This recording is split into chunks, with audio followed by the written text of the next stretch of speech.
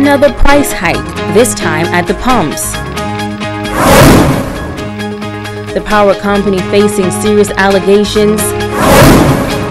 And U.S. visitors celebrating July 4th. The Bahamas Tonight Northern Edition starts now. This is the Bahamas Tonight, the Northern Edition. Good evening all. I'm Megan Shepard. Thank you so much for tuning in. Topping news tonight, residents on Grand Bahama are facing another increase as they are now paying more at the pumps. The hike in the cost of lead-free gasoline took effect on Sunday, July 1st, jumping from $4.82 to $5.05 per gallon. Now, this comes as many throughout the island are trying to come to terms with the value-added tax increase from 7.5% to 12%. Kimberly Mullings has a reaction tonight from local motorists. Again? What's going to happen next? What next? The sentiments of Franklin Strawn in response to the increase in gas prices. In his words, he says that it's a lot for Bahamians to handle, and he doesn't feel good about it. Putting gas in your car, so you can be harder. A young expecting mother feels that the increase in gas prices is simply ridiculous. You can imagine school runs, work runs, pickups, drop-offs. It's not fair to pay 12%, so you basically, when you get paid, and I go to the ATM, that's 12%, right? When I go to the food store, that's the next 12%. When I go to the gas station, that's the next 12%. So basically, me who make minimum wage $2.10 now probably would be, what, $1.50?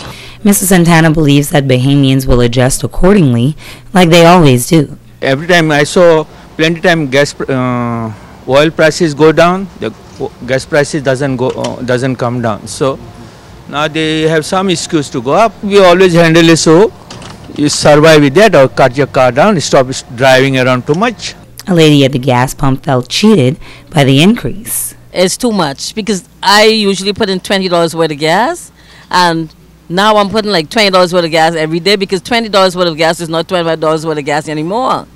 I mean, they really need to do something about gas. The prices are too high. Perry Charlton says he hadn't noticed the price change because he usually pays and leaves. However, he feels as though residents don't have any control over the increase, so why stress? The only way we can drop it if the government drop a couple cents of their, of their money, then I don't think the government going to do that. Daughter of mobile food vendors, Deborah Russell, is frustrated. Since it went up, we're unable to come out every day because then the fact that we got to pay for gas every day to go out and go to the food store to buy the stuff, it really affects us. It makes me feel bad because I have to watch my parents go through it. Linda Thompson recently changed cars to a more fuel-efficient one. With the increase in gas prices, she's concerned about a particular group in society as the cost of living is already too high in the Bahamas. The wages is not increasing and in the unemployment in Grand Bahama is just overwhelming to so many people and so many families, especially single mothers. Derek Ingram, though carless, says he empathizes with others. Businessman Wolfgang was unaware but doesn't think the increase in gas prices was timely. It's going to affect plenty of people, and especially when school open again. Those mothers and fathers who have to take those children to and from school, that's going to be a burden on them. I think they're not ready. Even after also the VAT increase, now the gas prices increase, then the energy price will go up for power, I don't think it's good. Kimberly Mullings, ZNS Network News. Meantime, diesel fuel remains at $4.36 per gallon. The Grand Bahama Power Company coming under fire tonight as the Coalition of Concerned Citizens is alleging that the island's only power plant is polluting the environment. Sabrina Brown has more. As the Coalition of Concerned Citizens advocates for lower cost of electricity on Grand Bahama, the organization is also expressing concern about the operations at Emera's West Sunrise Power Plant. Leader of the coalition, Pastor Eddie Victor, believes the $80 million facility is not as efficient as the old plant and is hazardous to the environment. The generators used in the power plant is based on old technology. one would think that if you were going to spend $80 million, that you would use state-of-the-art, up-to-date technology. And the fact of the matter is that the people of Grand Bahama had to pay for this power plant, and they are paying the highest base rate of electricity in the Bahamas, and the power plant is polluting the environment. He says the bunker C fuel being used by the power company produces sulfur dioxide, a highly toxic air pollutant. Sulfur dioxide, according to the United States National Library of Medicine, the breathing of sulfur dioxide causes irritation in the nose, throat, lungs, causes coughing and shortness of breath. A short-term exposure to a high concentration can cause long-term conditions like asthma.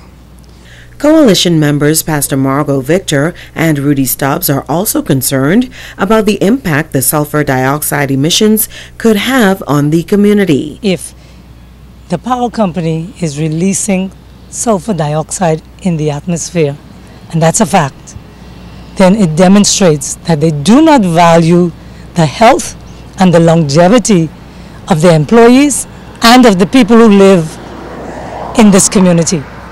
As long as there's this type of emission going on here in this community, the people, the residents of this community will always be affected adversely. Sabrina Brown, ZNS Network News.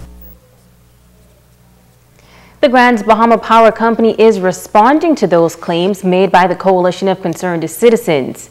Director of Health, Safety and Environment, Nikita Mulling, says that the power company is aware of the environmental risk associated with the operations, and that is why the company has put in place a robust environmental management system to manage those risks. As it relates to the stock emissions that is released into the environment, we do have a environmental management system that forces us to conduct stock testing every 2 years. The results of those stock tests were indeed favorable, which simply means that they did not exceed the contaminants to cause health or environmental risk.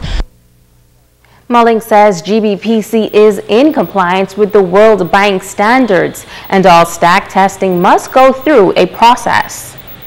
Those results, once they do come back into the power company, they are provided to our regulator, which is the Grand Bahama Port Authority.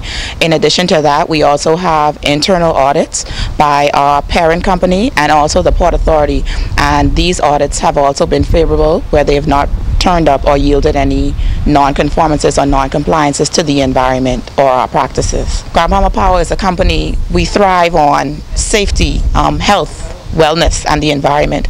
So we wouldn't put our employees in a position that would jeopardize their health by exposing them to contaminants that may run a risk on their health and the environment.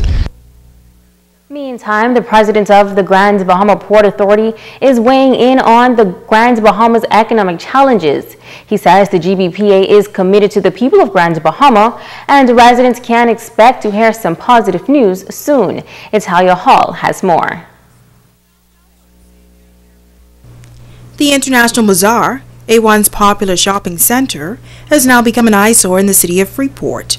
The bazaar began to decline following the storms of 2004 after the Royal Oasis hotels closed down. But with Grand Bahama's ailing economy, many residents have been complaining that the look of the bazaar is bringing the entire city of Freeport down. The president of the Grand Bahama Port Authority, Ian Roll, was asked about the port's efforts in keeping the area clean. He says that it is a very complex situation. It's owned by, let's say, 13 or 14 individuals. And although there's an association to deal with the affairs of the bazaar, I'm not sure of its functioning. And because of that, Roll says the GBPA cannot fully take their eyes off the property. So we still do some light subsidy to take care of the bazaar, but a lot more needs to happen with that place. The place, it's a mess. It's a mess. But it's very difficult when you have to deal with 13 different owners as well. And then the hotel that fed it is closed. So it's very difficult. And as it relates to the cleanup of the entire city, he says the GBPA has intensified its efforts, but believes that residents must be more responsible as well. Have more pride in their surroundings, because it seems as though persons are becoming worse in regards to protecting the environment. So we're spending more money than before. So we're not doing less, we're doing more. And still yet, you have these issues when we clean up a particular area, I guess the next day, or even the same day, the garbage then piles up on the verges, etc., in the same areas that we've cleaned up. Now, over the years, many have questioned the economic state of the city of Freeport, often placing the blame on the Grand Bahama Port Authority for the downturn. You don't really know how complex the situation is until you sit in the chair. So I can tell you that government and the Port Authority are working hand in hand to make it easier to do business and also to attract the right type of people here to Freeport and the right type of industries here to Freeport. And that process takes time. You might have to see 100 or 1,000 persons before one person bites. And that's just the nature of what we're dealing with. The port president says overall, he has seen some progress with the state of the island, an increase in investor confidence, and this year residents will hear some significant announcements. It's Halia Hall, ZNS Network News. You're watching the Bahamas Tonight, the Northern Edition. Stay with us, there's more news right after this break. Independent Bahamas, independent. Reflect on the days gone by and the change that happened in 1973, along with all the other Caribbean islands. We all achieved independence back then and standing on our own 2 feet quite successfully.